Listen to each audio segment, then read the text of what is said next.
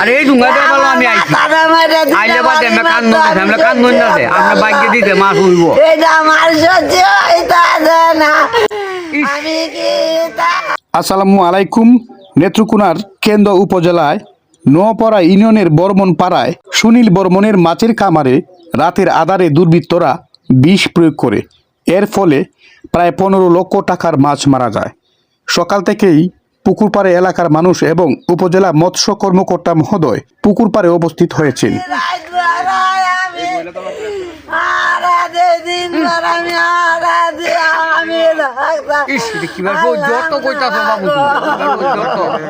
আরে এই ডুঙ্গাতে বলো আমি আইছি আইলে বাদে আমরা কান নই না দে আমরা বাইকে দিতে মাছ উইব এটা আমার সহ্য এটা না আমি কি তা কর আনেরা গো না মারে গো।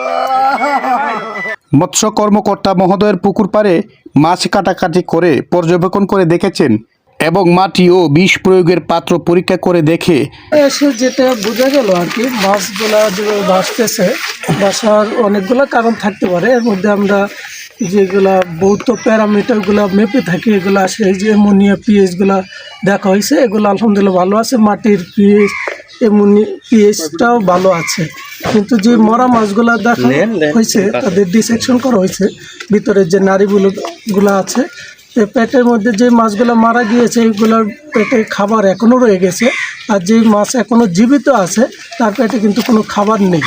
এটাতে বোঝা যাচ্ছে একটা হলো খাবারের একটা মানে বিষক্রিয়া আছে, খাবার থেকে কিছু হয়, আর একটা হলো বাইরের থেকেও যে এত বেশি পরিমাণে মাছ এভাবে বেসে যাওয়া, এটা আরেকটা কারণ হতে পারে। বাইরের থেকে কোনো বিষ এখানে প্রয়োগ করা হতে পারে, কিন্তু এটা হলো পরীক্ষা নিরীক্ষার ব্যাপার।